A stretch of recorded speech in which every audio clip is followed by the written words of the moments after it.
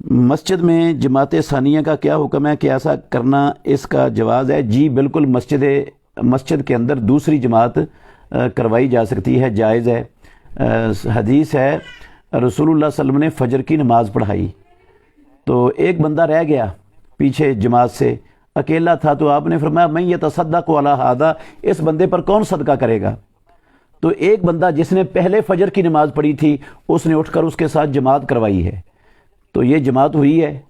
مسند احمد میں اور مصنف ابن ابی شیبہ میں اور دوسری کتابوں میں صحیح سند کے ساتھ یہ روایت موجود ہے، تو یہ ثابت ہے دوسری جماعت ہو سکتی ہے ضرورت کے تحت۔ لیکن یہ جو عادت بعض لوگ بنا لیتے ہیں نا کہ جان بوجھ کے پیچھے بیٹھے رہتے ہیں عصری جماعت سے کہ بعد میں جماعت کروا لیں گے، یہ طریقہ غلط ہے۔